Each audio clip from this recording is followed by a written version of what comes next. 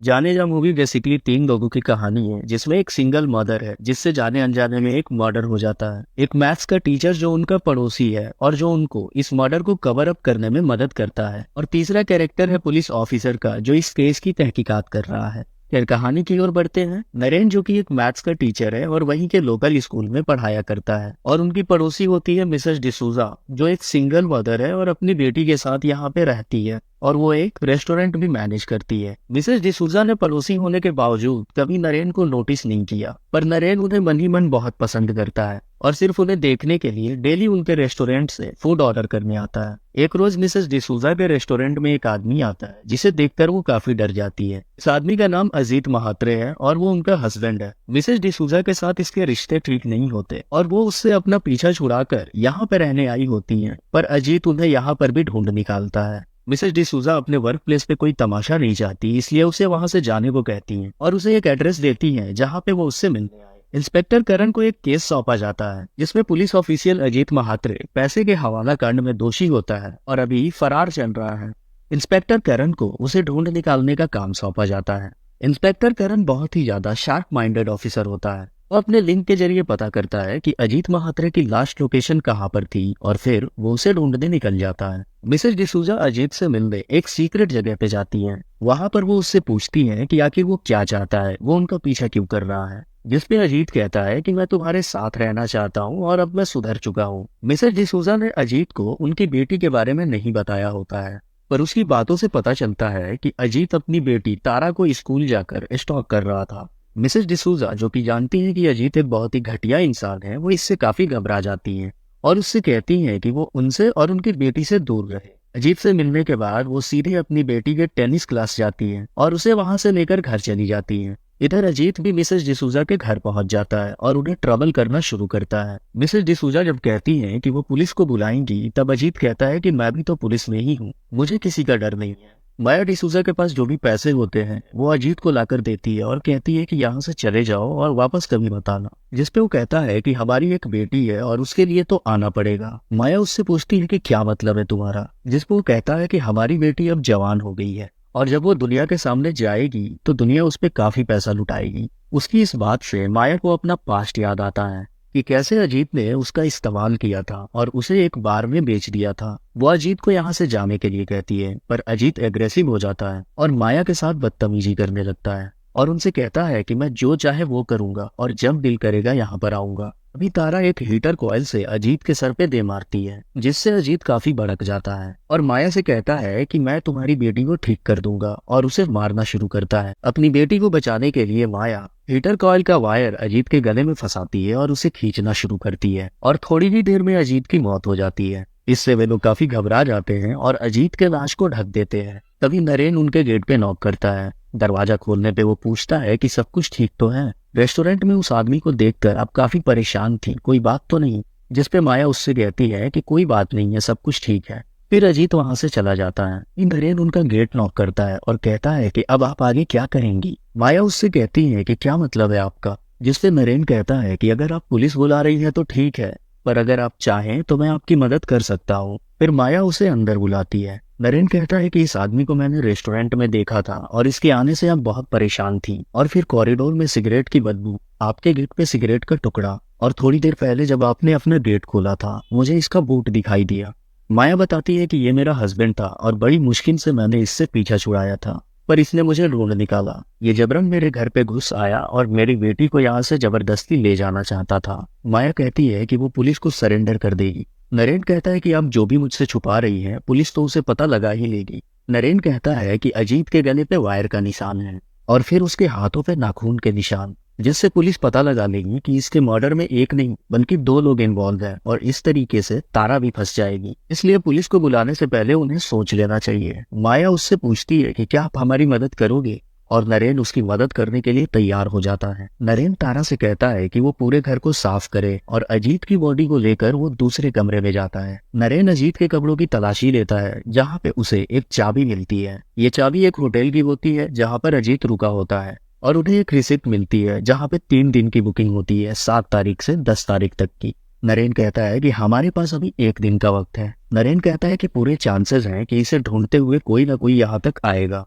और अगर ये मिल गया तो वो लोग आप तक भी पहुंच जाएंगे। नरेन कहता है कि हमें कुछ सबूत इकट्ठे करके उन्हें आपके फेवर में करने होंगे। नरेन की बात सही भी होती है क्योंकि इंस्पेक्टर करण अजीत की तलाश में यहाँ तक आ भी जाता है। करण इस एरिया के लोकल पुलिस हेड से मिलता है जो उसे बताते हैं कि ये जगह ज्यादा बड़ी नहीं है और आपको उसे तलाश करने में ज्यादा वक्त भी नहीं लगेगा। अगली रोज करण माया के कैफे में कॉफी पीने पहुंचता है और माया को अजीत की फोटो दिखाकर पूछता है कि क्या आप इसे जानती हैं। माया उससे कहती है कि मैं इसे नहीं जानती हूँ।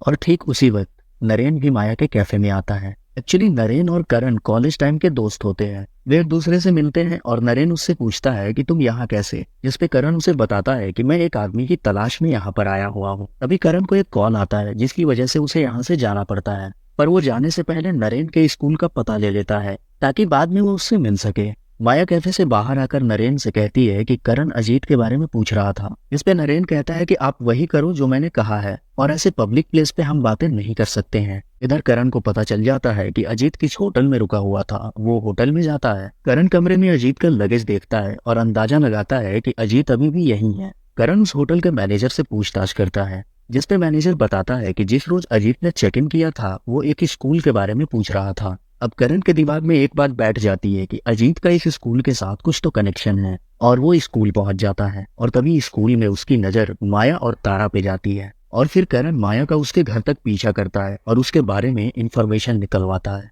नरेन नोटिस कर लेता है कि करण का शक माया की तरफ मजबूत होते जा रहा है और वो माया को इत्तला करने के लिए उसके दरवाजे तक पहुंचता है। पर वो डिसाइड करता है कि कहीं बाहर से कॉल करके बात करना ज्यादा सही रहेगा। वो माया को फोन करके बताता है कि कैसे करण उनका पीछा करते हुए उनके घर तक आया था और उनसे पूछता है कि जब आपकी शादी हुई थी क्या आपने उसे रजिस्टर कराया था। माया जवाब देती है कि हाँ कराया था। नरेन माया से कहता है कि मेरी बात ध्यान से सुनिए, करण बहुत तेज दिमाग का है और ये मैं कॉलेज टाइम से जानता हूँ। मुझे अच्छी तरीके से पता है कि अभी वो क्या सोच रहा है। इस पूरे एरिया में आप एक अकेली सस्पेक्ट है और वो बहुत जल्द आपके पास आएगा और वो तब तक आपके पीछे पड़ा रहेगा जब तक उसे कुछ मिल ना जाए या आप खुद कन्फेस ना कर दो। नरेन कहता है कि आप उतना ही कीजिए जितना मैंने आपको कहा है। जब करण आए तो आप उतना ही जवाब दीजिए जितना वो सवाल करे, वरना आप चुप रहिएगा। आप ऐसे बिहेव करिए कि जैसे अजीत अभी भी जिंदा है। इधर करण को खबर मिलती है कि कहीं पर अजीत की बॉडी पाई गई है। करण उस जगह पे पहुंचता है और उसे वहां पर अजीत की जली हुई लाश मिलती है और उसे उसकी पुलिस आईडी भी मिलती है जो लाश के साथ बरामद की गई थी। और उसे वहां पर एक कपड़ा मिलता है जिसे पूरी तरीके से जलाया नहीं गया होता और उस पे खून की कुछ बूंदें होती हैं जिसे वो टेस्टिंग के लिए भेज देता है। रिपोर्ट में ये पता चलता है कि अजीत के सर पे चोट थी और उसकी उंगलियां जला दी गई थी। जिस किसी ने भी इसे मारा है वो नहीं चाहता कि इसकी पहचान हो और उस कपड़े पे जो खून थे वो इस बॉडी से मैच कर रहे हैं और 10 तारीख को ठीक शाम के 7 बजे इसे मारा गया है। इसके बाद से करण सीधे माया के घर पे पहुंचता है और माया को अजीत की फोटो दिखाकर वापस पूछता है कि क्या आप इसे जानती हैं। इस बार माया कहती है कि हाँ मैं इसे जानती हूँ, ये मेरा हस्बैंड है। इस पे करण कहता है कि आपके कैफे में जब मैं आपसे पूछने आया था तब तो आपने इसे पहचानने से इनकार कर दिया था, ऐसा क्यों। जिसपे माया कहती है कि मैं खुद को और अपनी बेटी को इस आदमी से हमेशा दूर रखना चाहती हूँ। करण पूछता है कि आप अजीत से लास्ट कब मिली थी, जिसपे वो बताती है कि कुछ दिन पहले। करण माया को बताता है कि एक लाश मिली है और उन्हें लगता है कि वो अजीत की है और इसलिए उन्हें पुलिस स्टेशन चलना होगा। पुलिस स्टेशन में करण माया को उसकी पुरानी जिंदगी की एक तस्वीर दिखाता है जब वो बार में डांस किया करती थी और इस बारे में पूछता है। जिसपे माया बताती है कि मैं एक आम लड़की थी, मुझे अजीत से प्यार हुआ, मैंने उससे शादी की और फिर बाद में अजीत ने मुझे उसी बार में बेच दिया। आगे करण माया से पूछता है कि 10 तारीख की शाम आप कहाँ पर थी। जिसपे माया उसे बताती है कि उस रोज शाम में वो तारा के साथ फिल्म देखने गई थी। फिल्म देखने के बाद वो खाना खाने गई थी और फिर उसके बाद कैरियोके गए और फिर वहां से 11 बजे के आसपास हम घर पहुंचे। करण वहां से बाहर आता है और सुंदर से कहता है कि कुछ तो गड़बड़ है। आखिर कौन थर्सडे को मूवी देखने बाहर जाता है जबकि अगले रोज बच्ची की स्कूल थी। करण सुंदर से कहता है कि मुझे तो लगता है कि ये कहानी बनाई हुई है। और तभी करण की नजर सामने से आ रहे नरेन पे पड़ती है। वो नरेन से पूछता है कि क्या तुम माया डिसूजा को जानते हो, तुम तो उसके कैफे जाते रहते हो। जिसपे नरेन कहता है कि बहुत कम आना जाना होता है। नरेन बताता है कि माया उनकी पड़ोसी है पर उनकी ज्यादा बात नहीं होती। करण नरेन को अजीत की फोटो दिखाकर पूछता है कि क्या तुमने इस आदमी को कहीं देखा है। जिसपे नरेन उसे मना कर देता है। माया नरेन से पूछती है कि आपने तो प्रॉमिस किया था कि बॉडी कभी नहीं मिलेगी। जिसपे नरेन कहता है कि आप चिंता मत कीजिए, मैं सब संभाल लूंगा। नरेन फिर आगे पूछता है कि क्या उसने तारा से कुछ पूछताछ की। जिसपे माया मना कर देती है। जिसपे नरेन कहता है कि आज नहीं तो कल वो तारा से भी पूछताछ करेगा। फिर वो माया से कहता है कि फिल्म की टिकट्स कहीं ऐसी जगह पे रखना जैसे उसे भूल गई हो, क्योंकि फिल्म की टिकटें कोई संभाल कर नहीं रखता। करण का सीनियर पुलिस ऑफिसर उससे कहता है कि उसे माया को अब तक अरेस्ट कर लेना चाहिए था, पर करण का ये कहना होता है कि सभी सबूत तो माया के फेवर में है। सुंदर करण को माया के घर से लाई हुई फिल्म की टिकटें देता है, जिसे देखकर करण कहता है कि फिल्म की टिकटें कौन संभाल कर रखता है, जिसपे सुंदर बताता है कि माया ने इन्हें संभाल कर नहीं रखे थे, वो तो कहीं पे रख के भूल गई थी। जब मैं उससे टिकट मांगने गया था, उसने 2-4 जगहों को चेक किया, तब जाकर उसको टिकट मिला। सुंदर कहता है कि माया ने अगर अपना क्राइम कवर करने के लिए टिकट खरीदे थे तो वो तो पहले दिन ही टिकट दे देती, जिसपे करण कहता है कि शायद वो हमारे पूछने का इंतजार कर रही थी। उसकी हर चाल शतरंज की तरह सोची हुई है। माया नरेन को बताती है कि आज स्कूल में करण ने तारा से पूछताछ की थी। तारा नरेन से बात करती है और उसे बताती है कैसे करण उससे फिल्म के बारे में पूछ रहा था, और कैसे उसने करण को बताया था कि 10 तारीख को उसका एग्जाम था, जिसके बाद वो मूवी देखने गई थी। पर करण ने एक सवाल और किया था कि क्या आपने किसी फ्रेंड से इस मूवी के बारे में बात की थी, और तारा ये बात नरेन को बताना भूल जाती है। करण एक रोज नरेन के घर पे कॉफी पीने आता है और उसे बताता है कि कैसे मिसेस डिसूजा अजीत के मर्डर केस में सस्पेक्ट है, और वो नरेन से रिक्वेस्ट करता है कि वो मिसेस डिसूजा पे नजर रखे। करण माया से एक रेस्टोरेंट में मिलता है और उससे कहता है कि जिसने भी अजीत का मर्डर किया है वो खुला घूम रहा है, तो आप अपना ख्याल रखिएगा। स्कूल के प्रिंसिपल नरेन पे गुस्सा करते हैं कि उसने टफ पेपर सेट किया है, पर नरेन एक्सप्लेन करता है कि वो चाहता है कि बच्चे रटने के बजाय कुछ सीखें, पर प्रिंसिपल उसकी बात नहीं सुनते हैं। नरेन उसके चैम्बर से बाहर आता है और अपना गुस्सा एक बच्चे पे उतार देता है। इधर करण को पता चलता है कि अजीत को मारने में जिस वायर का यूज हुआ था वो हीटर वायर था, और उसके सर पे भी चोट हीटर कॉइल से ही की गई थी। एक रोज नरेन अपने घर वापस आता है और वहाँ पर करण को देखता है। करण वहाँ पर माया को कैरियोके ले जाने आया होता है। ये बात नरेन को अच्छी नहीं लगती और वो जेलस होता है। कैरियोके में करण माया से एक गाना गाने की जिद करता है। माया शुरू में रिलक्टेंट होती है, पर करण के जिद के आगे उसे स्टेज पर जाकर गाना ही पड़ता है। इन सब के बाद माया करण से गुड बाय करके घर चली जाती है। करण वहाँ के ओनर से माया के बारे में पूछता है कि क्या वो 10 तारीख को यहाँ पर आई थी, जिसपे वो ओनर मना कर देता है। माया जब घर पहुँचती है तो तारा उसे बताती है, आपके जाने के बाद सुंदर सिंह आया था और वो कॉइल लेकर चला गया, और उसी वक्त नरेन का कॉल आता है। तारा बताती है कि टीचर बहुत देर से कॉल कर रहे हैं। नरेन माया से पूछता है कि आप उसके साथ क्यों गई थी, जिसपे माया बताती है कि वो पीछा नहीं छोड़ रहा था। नरेन कहता है कि ये उनका प्लान था कि एक आपको बाहर ले जाए और दूसरा आपके घर से कॉइल ले जाए। उनको पता चल गया है कि अजीत को किस चीज से मारा गया है। उसका शक आप पे काफी मजबूत हो चुका है और अब आपको काफी संभल कर रहना होगा। इधर कॉइल हीटर की जांच होती है और रिपोर्ट में ये पता चलता है कि इससे अजीत का मर्डर नहीं हुआ है। और फिर कैरियोके बार से भी फोन आता है कि उस रात माया वहां पर थी। अब जब सारे सबूत माया के फेवर में होते हैं, इस केस को क्लोज करना पड़ता है।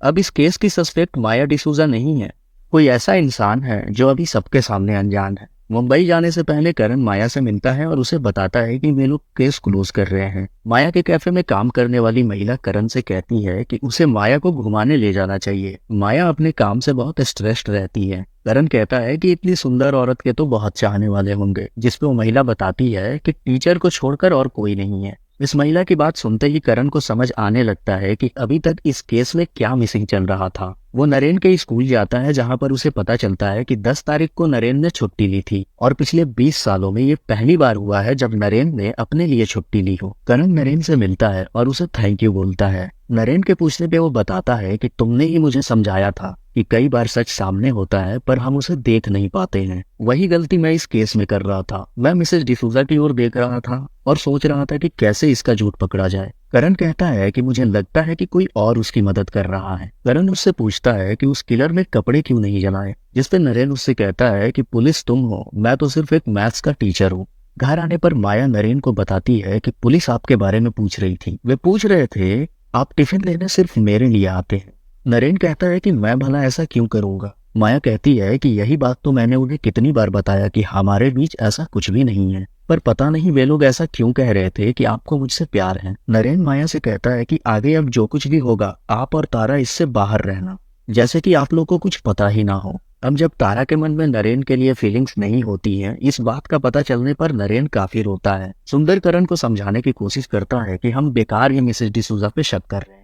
पर करण का कहना होता है कि मर्डर उसी ने किया है और शरीर को ठिकाने लगाने का काम किसी और को दिया है। सुंदर कहता है कि हमारे पास कोई सबूत नहीं है और आप फालतू में उन्हें परेशान कर रहे हो। नरेन करण के पास आकर कन्फेस करता है कि उसी ने अजीत महात्रे को मारा है। केस को एक नया एंगल मिलने के बाद करण माया को भी पुलिस स्टेशन लेकर आता है। नरेन बताता है कि उसने अजीत महात्रे को देखा था और उससे जाकर बात की तो उसने बताया कि वो माया का हस्बैंड है और माया उससे मिलना चाहती है। और फिर नरेन को समझ आ गया था कि अजीत झूठ बोल रहा है। करण पूछता है कि तुम्हें कैसे पता, जिसपे नरेन कहता है कि माया मुझे सब कुछ बताती थी। पर माया इस बात से इनकार करती है कि वो नरेन को कुछ भी बताती थी। नरेन कहता है कि मैं माया का बॉडीगार्ड हूँ और उसकी रक्षा करना मेरा धर्म है और इस बारे में किसी को नहीं पता, उसकी बेटी तक को नहीं पता। अजीत माया को परेशान कर रहा था, इसलिए हीटर के लोहे वाले सिरे से मैंने उसके सर पे मारा और फिर उसके वायर से उसका गला घोट दिया और फिर पत्थर से उसके चेहरे को इस कदर कुचल दिया जिससे कोई उसकी पहचान न कर सके। मैंने उसके सभी कपड़े उतार फेंके और उसके बाद उसकी पूरी उंगलियों को जला डाला ताकि फिंगरप्रिंट से उसकी पहचान ना हो सके।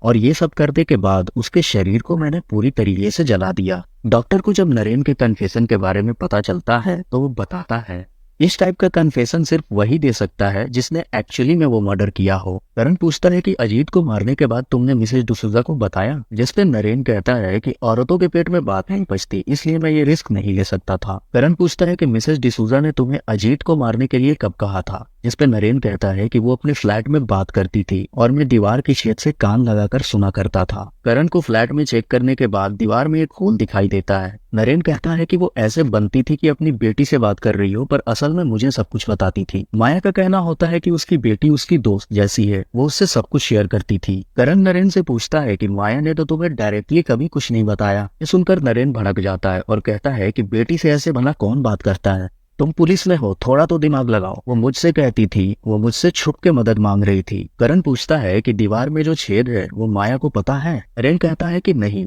मैं उसे हर रोज मिस कॉल किया करता था, 5 बार घंटी बजने से पहले उठाकर रख दिया तो सब ठीक है, और अगर नहीं उठाया तो उसे कुछ बताना होता था अपनी बेटी से बात करने के बहाने। करण पूछता है कि मिसेज डिसूजा को इन कॉल्स के बारे में पता है, जिसपे नरेन कहता है कि हाँ, पूछ कर देख लो। माया बताती है कि 8:30 के करीब मुझे कॉल आता था और वो मुझे मेरे बारे में ही बताता था, जैसे मुझे छुपकर देख रहा हो। मुझे डर लगा और फिर मैंने कॉल उठाना बंद कर दिया। करण नरेन से पूछता है कि फिर अचानक तुम हमें ये बताने क्यों आ गए, जिसपे नरेन उससे कहता है कि माया ने मुझे धोखा दिया है और अगर मुझे पता होता कि वो मुझे धोखा देगी तो मैं उसके पति को कभी नहीं मारता। करण कहता है कि हमारे बीच में ऐसा कुछ भी नहीं है। नरेन उससे कहता है कि तुम झूठ बोल रहे हो, मैंने तुम दोनों को उस दिन कैरियोके में देखा था। माया करण को बताती है कि कोई मुझे अजीब चिट्ठियां लिखा करता था और उनमें से कुछ चिट्ठियां करण को दिखाती है। उन चिट्ठियों की लिखावट को मैच किया जाता है और वो नरेन की राइटिंग होती है। एक पैड पे नरेन ने ये भी लिखा रहता है कि करण, तुमने मेरे साथ धोखा किया है और मैं तुम्हें कभी माफ नहीं करूंगा। और फिर नरेन के सर्च रिजल्ट्स मिलते हैं जिसमें उसने बॉडी को डिस्पोज करने के तरीके सर्च किए होते हैं और नरेन के यहाँ से वही कॉइल बरामद होती है जिससे अजीत का मर्डर हुआ होता है। अब जब सारे सबूत नरेन के खिलाफ मिल चुके हैं, करण का सीनियर उसे ऑर्डर देता है कि वो नरेन को अरेस्ट करे और केस को क्लोज करे।